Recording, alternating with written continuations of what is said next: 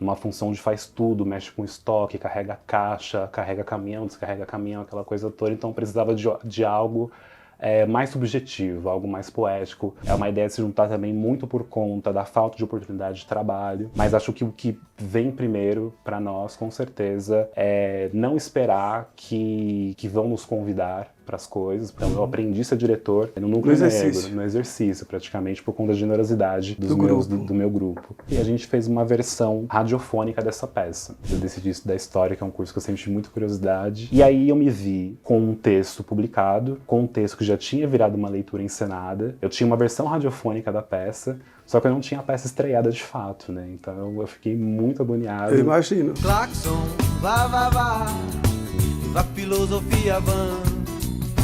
Claxon, vá, vá, vá, vá filosofia. Olá, eu sou Zé Guilherme e você está aqui comigo no canal Entre Meios, um canal de entrevista toda quarta-feira às 19 horas, uma entrevista nova com uma personalidade com temas ricos e interessantes. Já que você está aqui, vou te convidar para se inscrever no canal, clicar no sininho para receber as notificações em primeira mão, curtir e comentar. Toda quarta-feira às 19 horas, um papo leve, informal e, por que não, divertido. Hoje eu tenho a grata satisfação de receber aqui para um bate-papo comigo Gabriel Cândido, que é paulista de São Caetano do Sul, dramaturgo, diretor, performer, ator e produtor. Ufa!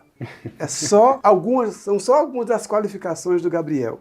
Gabriel, seja muito bem-vindo, sinta-se à vontade, a sala é sua. Muito obrigado, Zé. Prazer estar aqui participando do Entre Meios. Obrigado pelo convite. Obrigado a você pela disponibilidade. Bom, eu sempre começo a entrevista pedindo para o convidado falar um pouco da pessoa que está aqui para conversar comigo, né? Quem é Gabriel, as suas origens, depois a gente envereda pela trajetória artística. Sim, falar das origens, começar falando da minha família, né? Eu sou filho da Sueli Aparecida Costa, uma mulher negra também ali, que nasceu em São Paulo, na verdade, da Lapa, e foi para São Caetano quando criança, com família, e do meu pai, Luiz Antônio Cândido, que nasceu em São Caetano do Sul mesmo. Lá eles se conhecem e aí a família vai crescendo por ali. Aí eu nasci em São Caetano do Sul, sou o filho mais novo, tenho uma irmã mais velha chamada Bruna Elizabeth Cândido, e vivi em São Caetano até os 25 anos, depois vim morar em São Paulo, aonde estou até hoje. Vim muito também por conta dos estudos e da profissão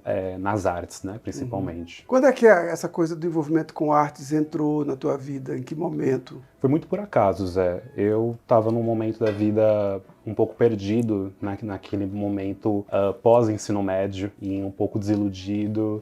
Sempre sonhei em ser jogador de futebol, não consegui.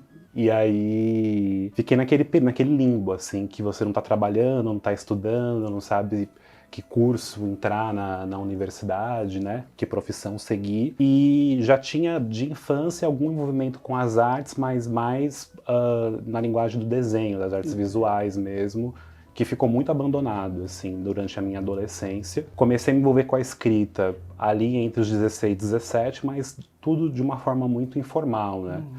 Até que, em São Caetano mesmo, entrei num curso de uma oficina de iniciação teatral da Fundação das Artes, né, que acho que é a principal formação que tem em São Caetano, uma das principais do ABC. E comecei a fazer esse curso de iniciação teatral, muito numa perspectiva de distração, porque eu também comecei a trabalhar ali com 19 e 20 numa firma, um trabalho muito duro, um trabalho numa função de faz tudo, mexe com estoque, carrega caixa, carrega caminhão, descarrega caminhão, aquela coisa toda. Então precisava de algo mais subjetivo, algo mais poético para encantar os dias, assim, dias muito duros daquela época. E comecei a gostar muito do teatro, muito mais do que eu imaginava, né? E tive sorte, né, de ter dois professores na época de iniciação, o Jorge Vilches e o Flávio Trevisan, que me deram ótimas dicas, assim. A gente falou, olha, esse aqui é um curso de iniciação teatral, muito incipiente, se você quiser alguma coisa mais séria, a gente sugere que você continue, né, fazendo oficinas, vai para São Paulo, ter outras experiências, vai assistir mais peças de teatro. E eu comecei a ficar muito faminto, assim, né, por artes, né, e comecei a devorar muitas leituras a respeito, comecei a assistir muitas peças de teatro, tudo ali entre 19 e 20 anos. enfim, comecei a fazer cada vez mais cursos, até que eu entrei, depois passei pela Escola Livre de Teatro em Santo André, passei pelo próprio SESI de Santo André, até que eu me formei ali em 2015 na SP Escola de Teatro. Então tive essa trajetória, assim, de muita curiosidade, de muito envolvimento também com os coletivos, né, de teatro, coletivos, companhias de teatro daqui de São Paulo, que era sempre aquele aprendizado de você entrar, trabalhei já como contra-regra, como técnico de luz, trabalhei como técnico de luz em musical, no Teatro Alfa. Então sempre tive esse envolvimento assim, de curioso, de conhecendo as pessoas e entrando, e aqui estou. Assim, e na SP Escola de Teatro você formou em atuação? Atuação. Me formei no curso de formação porque eles de têm atores. Tem vários cursos lá, né, ao longo e foi muito legal porque todos esses cursos das artes cênicas que eles têm, né, desde atuação, passando pela técnicas de palco, a iluminação, dramaturgia, direção, enfim, você também tem a possibilidade, a oportunidade de aprender com os seus próprios colegas, né, porque é muita gente, são muitas técnicas diferentes, então, e eles colocam muita gente em contato, né, então também pude aprender não só com os professores, né, mas também com os próprios aprendizes contemporâneos. Você tem um envolvimento, um papel importante no Festival de Teatro Negro de São Paulo, né? Você é um dos cofundadores, idealizadores do festival. Isso, é o Dona Ruth, Festival de Teatro Negro de São Paulo, que eu idealizei junto com a Ellen de Paula, que é minha parceira. Surgiu em 2019 a primeira edição do Dona Ruth, em parceria com o Sesc São Paulo, e depois teve mais 2 edições consecutivas, em 2020, uma edição online por conta da pandemia, e em 2021 uma edição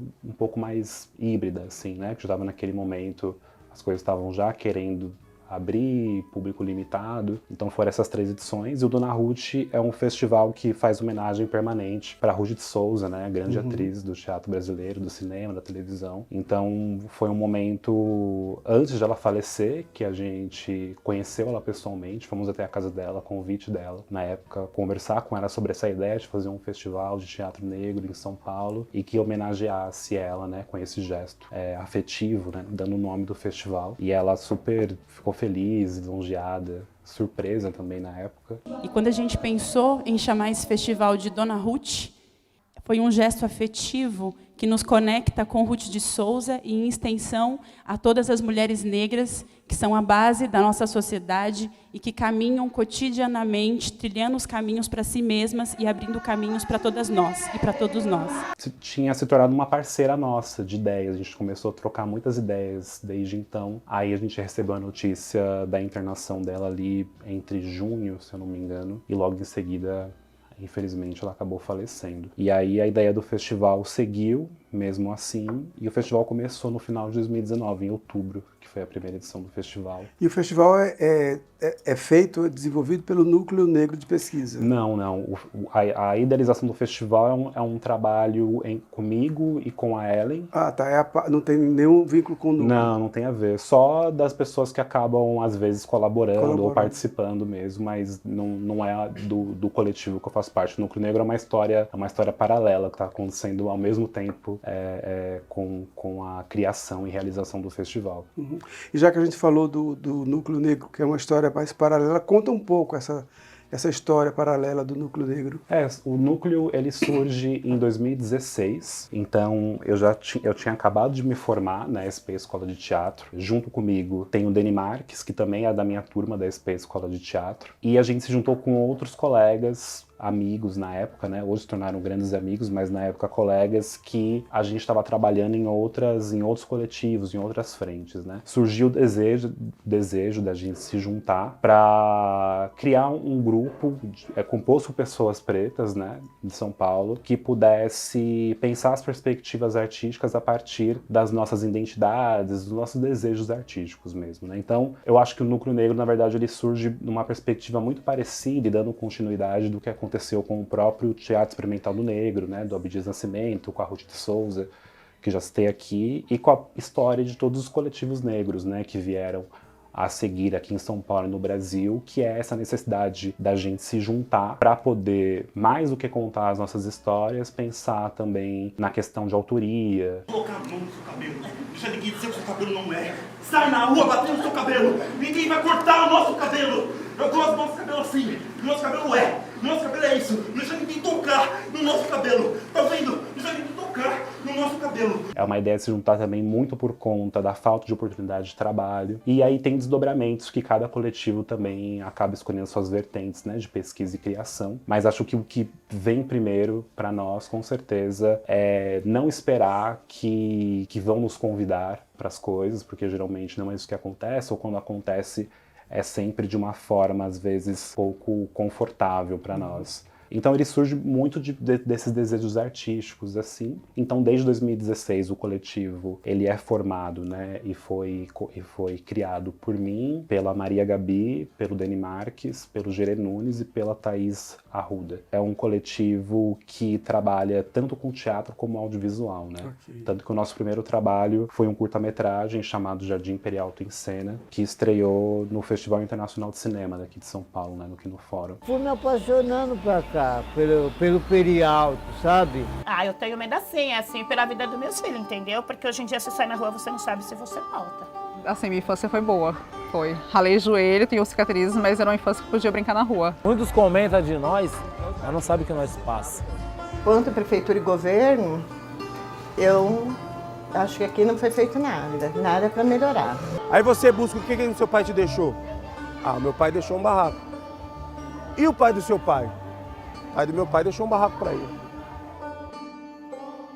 Muito com esse desejo de fortalecer as nossas próprias autorias, né? Então esse curta-metragem, ele foi um filme feito de uma forma muito coletiva mesmo, assim, esse cinema de multirão que tem sido falado ultimamente, um cinema extremamente coletivo, muito parecido com a forma como que os grupos de teatro independentes acabam se organizando e também, ao mesmo tempo, pensando nas criações cênicas artísticas, né? Até que, em 2018, eu escrevo uma peça, o Fala das Profundezas, e a gente começa a focar bastante na criação desse trabalho, que está em cartaz, inclusive.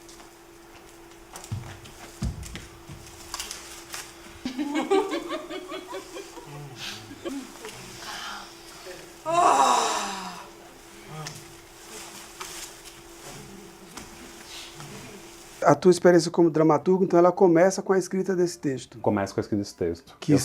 Na verdade, ele faz parte de uma trilogia, que está na segunda parte já, né? É uma trilogia. Eu saí da SP Escola de Teatro muito interessado em escrever, muito interessado em autoria, para além da atuação. Comecei a escrever esse texto, não necessariamente dentro dos processos artísticos do Núcleo Negro. Comecei a escrever muito em casa, essa escrita que os dramaturgos chamam de escrita de gabinete, né? Que você fica ali sozinho, na solidão, escrevendo. Até que teve um dia que eu levei esse texto pro núcleo pra gente ler junto e convidá-los pra gente fazer alguma coisa com esse trabalho, né? Queria que eles conhecessem o texto e também dessem a opinião deles. E aí todo mundo curtiu muito o trabalho, todo mundo se identificou muito com o trabalho e a gente começou a pensar, né, na criação e ao mesmo tempo eu fui terminando essa dramaturgia, até que ela foi publicada, e aí tem uma história, essa dramaturgia tem uma história longa, né, o Fala das Profundezas, que como você começou a falar, faz parte de uma trilogia. A segunda parte foi publicada esse ano, que chama Nossa Conquista, né, o lançamento foi esse ano. A terceira parte em algum momento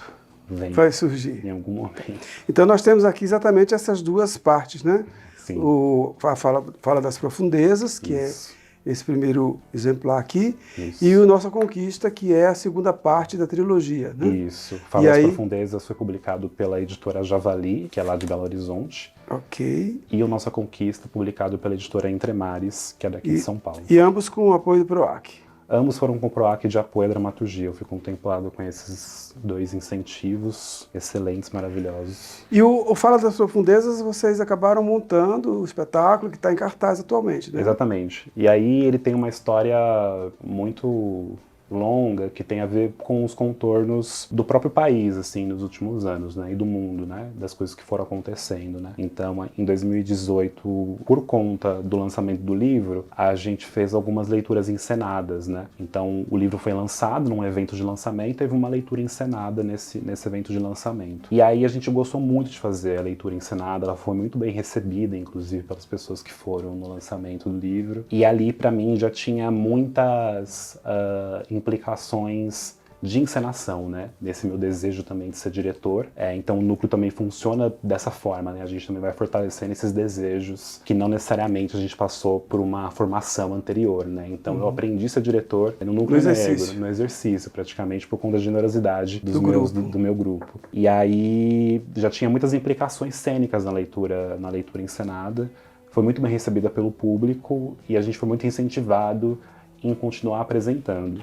Então foi uma leitura encenada, Zé, que você tem uma ideia, a gente apresentou 11 vezes essa leitura encenada. A gente fez quase que uma circulação que chegou a fazer até em Belo Horizonte, numa mostra que teve lá, que a gente foi convidado. Fez também em Bragança Paulista, fez em muitos lugares daqui de São Paulo. O texto até chegou a participar, sem a nossa presença, de um festival lá em Salvador, que um outro grupo de teatro montou uma leitura e apresentou nesse festival desse texto. Então, antes da montagem, esse texto teve bastante rodagem, assim, teve bastante contato com o público e também pela própria circulação do livro, né? E aí, em 2019, a gente resolve entrar na sala de ensaio para, de fato, começar um processo de criação, ali de forma totalmente independente, né? Sem grana, nada.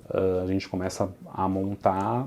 E com direção sua? Com direção minha. Aí vai chegando mais pessoas, assim, para compor, né, esse time, a partir das necessidades que a própria ficha técnica exige. E aí, no final do ano, acontecem duas coisas interessantes que nós somos contemplados pelo Prêmio Zé Renato, que é um dos editais, um dos principais editais aqui do município. A gente entra em negociação para estrear a peça no Sesc Belenzinho. Tudo para acontecer no primeiro semestre de 2020. Só que no primeiro semestre de 2020... veio a pandemia. Todo mundo sabe o que aconteceu, né? Então a gente estava muito intenso no processo de criação ali entre janeiro, fevereiro, até mesmo, enfim, quando tudo fechou, nós estávamos muito intenso no processo de criação, né? Tanto que a gente tinha até feito uma reunião no próprio Sesc Belenzinho, uma reunião técnica, etc.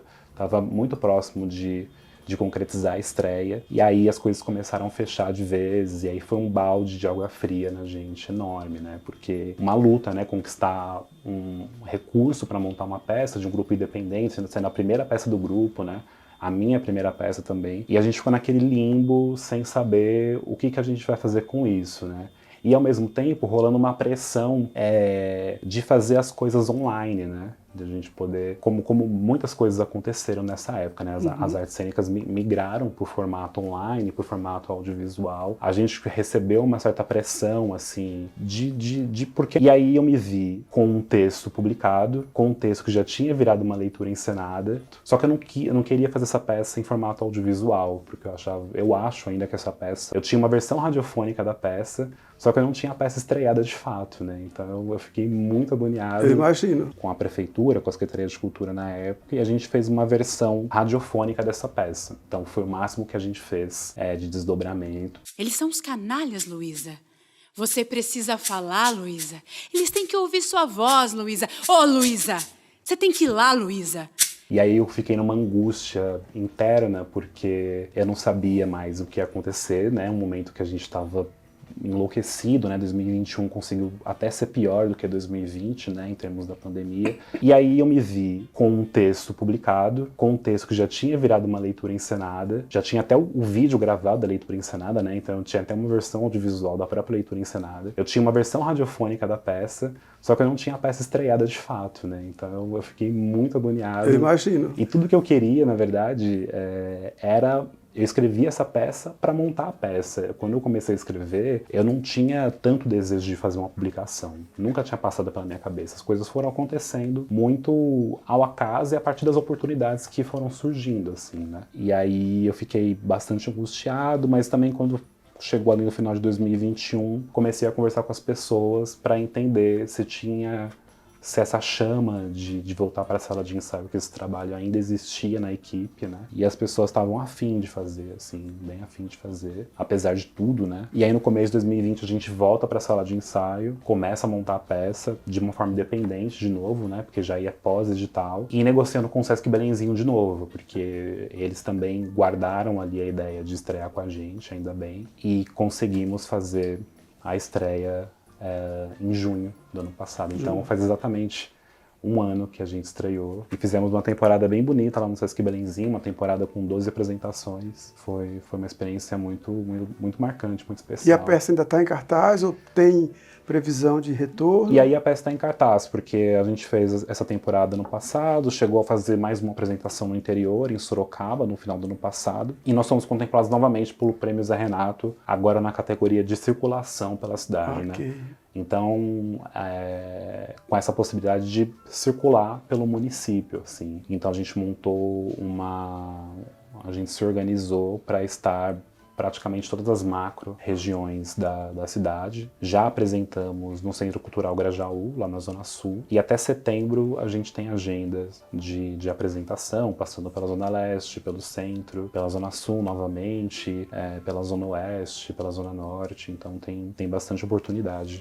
E essa agenda das próximas apresentações, ela está acessível no Instagram do Núcleo? Está acessível no Instagram do Núcleo. Tá. A gente vai divulgar o arroba do Instagram do Núcleo para que as pessoas possam acompanhar, verificar a programação e as próximas apresentações, né? Sim, nas redes sociais acompanham tudo. A gente vai sempre divulgando, daqui a pouco sai uma agenda um pouco mais robusta do mês de julho, enfim. Eu vi que você também, além do Jardim Imperial, do curta, você também foi autor de algumas performances, né? Teve 2 performances, Rastros de Cuidado com Nós. Sim. E eu também fiquei curioso, não sei se eu deixei escapar, o Socorro Tem Uma Cidade Entalada na Minha Garganta chegou a virar espetáculo ou foi só o texto? Não, essa é uma terceira publicação que eu tenho.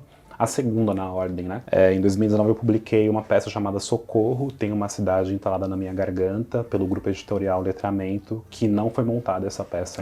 Não chegou a ser encenada, né? Só tem a versão publicada mesmo. Tá. E as performances, o Rastros e Cuidado com Nós, foram 2019 e 2020, foram presenciais ou online? Presencial. 2019 tem essa performance chamada Cuidado com Nós, que eu faço com o meu pai, inclusive, esse trabalho que eu convidei. Que é um trabalho muito sensível, muito afetivo, basicamente, um compartilhamento muito íntimo de uma relação de pai e filho, de uma relação de cuidado, que meu pai é cabeleireiro, né? Então, nessa performance, basicamente, é o meu pai cuidando dos meus cabelos e hoje da minha barba no espaço público. E é um trabalho que eu faço desde 2019, na pandemia não teve como fazer, então a gente voltou a fazer esse trabalho do ano passado. E o Rastros, ele também está dentro desse meu projeto, né, artístico de performance. Eu fiz bastante as apresentações dessa performance ano passado, que é uma performance e uma instalação solo que eu faço. Vi também que você tem uma inserção aí como orientador do programa vocacional da Prefeitura de São Paulo. Isso continua ou foi um projeto específico? Foi ano passado. Foi um período específico? Sim, eu atuei como artista orientador do programa vocacional, que é um programa bastante tradicional de formação artística daqui do município de São Paulo, um programa muito importante, fundamental, assim, para a iniciação artística, né? Não só na linguagem do teatro, mas também em todas as linguagens artísticas, assim. Então eu tive essa experiência muito bonita de estar no passado fazendo parte do programa. Tá, e outra experiência também que você tem vivido é o papel de estudante na universidade, né? Sim, estudante de História. Atualmente eu estou estudando História. Historiador. Estou estudando História lá na USP. Um curso que eu sempre quis fazer, né? Depois que eu passei, né, pela formação na SP Escola de Teatro, eu fiquei pensando se eu ia continuar, enfim, estudando artes cênicas na universidade, mas eu decidi estudar História, que é um curso que eu sempre tive muita curiosidade, e tô lá, tá muito legal, tô sendo muito feliz. A História é um curso que eu sempre tive muita curiosidade, nunca tive vontade de fazer, mas eu gosto muito de História. Sim. Então seria um curso que eu faria se eu ainda tivesse disposição para ir para a universidade. Ô, Gabriel, eu queria que você comentasse um pouco sobre o Fala das Profundezas, mais do ponto de vista de quem são os atores, quais são os personagens, Sim. desse uma pincelada Panorama. sem spoiler, claro, né? Para deixar o pessoal curioso para ir lá assistir. Tá, então vamos lá. Bom, você falou do elenco, né? O elenco tem cinco pessoas no elenco, 3 atrizes e 2 atores. As atrizes são a Maria Gabi, a Ellen de Paula e a Tásia de Paula. E os atores são o Dani Marques e o Fábio Lopes. Aí tem uma ficha técnica imensa assim, né? Mas falaria também, se vou citar o nome do André Pape, que fez a trilha sonora e também opera som. A Natália Peixoto, que fez o desenho de luz, e quem faz a operação de luz hoje em dia é o Leonardo Carvalho. Figurino de Carla Stella. Fala das Profundezas é uma peça que eu poderia falar que ela diz sobre muitos assuntos entrelaçados, ou em tempos plurais, ou em sobreposições de tempos, né? Então eu poderia começar falando para você que é uma peça que fala sobre relações de amor, mas também que fala sobre relações de luta por dignidade, ou também fala sobre relações de exploração do trabalho e da terra, tudo isso acontecendo de uma forma entrelaçada e sobreposta, né, como eu falei. O mote, o que movimenta, né, o enredo da peça, justamente é a necessidade desse povo que está nas profundezas de criar uma mobilização coletiva para mudar o paradigma, né? Para fazer um grande levante, uma grande revolução e mudar o estado das coisas, né? Então é uma peça que está permanentemente, que as personagens estão permanentemente em estado de desassossego, né? E aí a gente tenta transmitir essa sensação de desassossego e de inquietação para o público, né? Por isso que é uma peça que ela também é muito íntima, a encenação dela em formato arena, as atuações acontecem muito próximas do público, então a gente tenta colocar as pessoas para jogo o tempo todo, mas também sem ser invasivo, né? Não é que a gente está aqui tocando nas pessoas, chamando elas para dentro da cena. Nada contra quem faz isso, mas a gente não faz isso. A gente tem outras formas de convocação, né? Desse público para dentro da narrativa da peça. Um outro caminho de chamamento, né?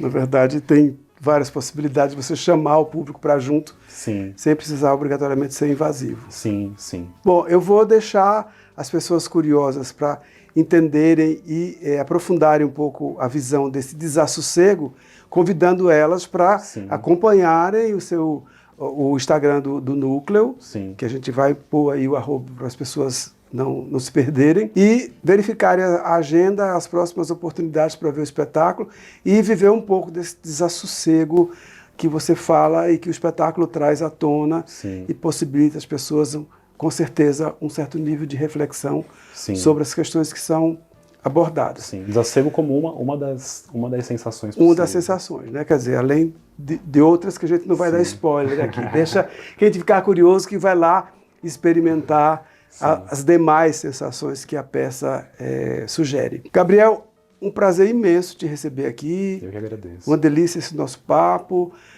Queria agradecer muito a tua gentileza, a tua disponibilidade, a generosidade de estar aqui comigo, de vir aqui bater esse papo, falar um pouco do teu trabalho.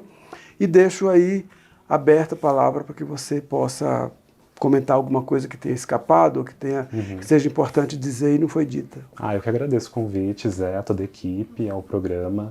Deixo o convite para que as pessoas possam assistir a peça, vai ter bastante oportunidade, a gente vai estar até setembro. Quem tiver interesse nas dramaturgias, né, nos livros também, é só entrar em contato lá pelo Núcleo Negro também. Ok. E sempre quando a gente apresenta a peça, geralmente a gente leva também os livros junto. Para quem quiser conhecer o festival também de teatro negro que a gente comentou aqui, o @donarut.ftnsp, o Instagram. Então é só entrar lá para conhecer também o festival. Bacana. Agradeço muito. Eu que agradeço assim, imensamente a tua disponibilidade e em outras oportunidades voltamos a falar sobre os novos projetos que porventura venham a surgir. Sim, vai ser um prazer. E que você tenha disponibilidade para vir aqui conversar um pouco sobre eles. Essa foi mais uma entrevista do seu canal Entre Meios. Toda quarta-feira, às 19 horas, um vídeo novo com uma personalidade nova e temas interessantes. Um bate-papo leve, rico e, por que não, divertido. Toda quarta, 19 horas, vem com a gente, acompanha e, para isso, te convido a se inscrever no canal, clicar no sininho para receber as notificações em primeira mão, curtir e comentar. Vem com a gente. E arriscou de novo a dança, o vento criança, abram as janelas, quero brincar de rodo e rede, de pios e moinhos, rodopios,